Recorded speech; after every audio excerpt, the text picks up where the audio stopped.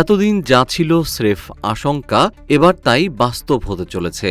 বিশ্ব জ্বালানি বাণিজ্যের মহাধমনী খ্যাত হরমুজ প্রণালীর কণ্ঠনালী এবার আক্ষরিক অর্থেই চেপে ধরতে যাচ্ছে তেহরান। পর্দার আড়ালে থাকা ইরানের সর্বোচ্চ নেতা মোস্তফা খামেনির পক্ষ থেকে এসেছে এক কঠিন বার্তা। হরমুজ প্রণালী আর কখনোই তার আগের অবস্থায় ফিরবে না। পারস্য উপসাগরের প্রবেশদ্বারকে চিরতরে বদলে দেওয়ার এই ঘোষণা বিশ্ববাজারে ব্যাপক অস্থিরতা সৃষ্টি করেছে। প্রশ্ন উঠেছে, হরমুজ প্রণালীর নিয়ন্ত্রণ কি একচ্ছত্রভাবে নিতে যাচ্ছে ইরান? ইরানের সংসদের ডেপুটি স্পিকার আলী নিকজাত স্পষ্ট জানিয়ে দিয়েছেন, কৌশলগতভাবে গুরুত্বপূর্ণ এই সমুদ্রপথ আর কখনোই তার পূর্বের স্বাভাবিক অবস্থায় ফিরে যাবে না।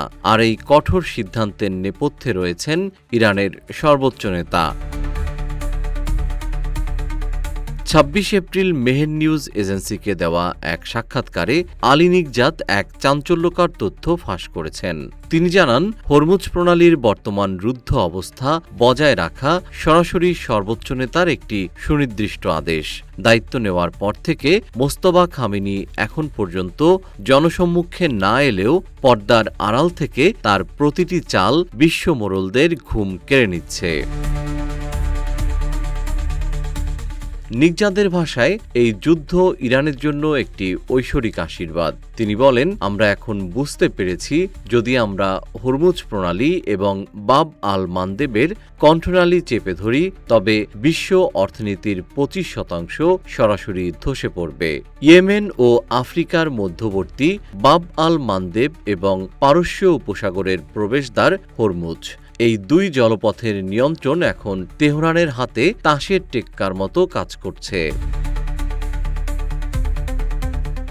মোস্তফা খামেনি ইরানের সর্বোচ্চ নেতা হওয়ার পর এটি তার পক্ষ থেকে আসা প্রথম এবং সর্বোচ্চ জোরালো বার্তা। তিনি বুঝিয়ে দিয়েছেন, আলোচনা বা আপোষ নয়, বরং বিশ্ব অর্থনীতিকে জিম্মি করেই নিজেদের দাবি আদায় করতে চায় ইরান।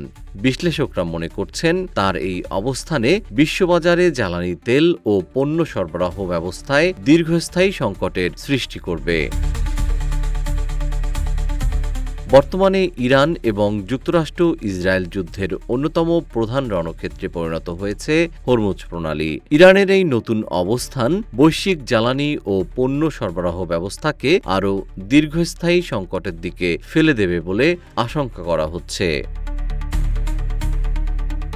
জেম শিহাব, রূপালী বাংলাদেশ।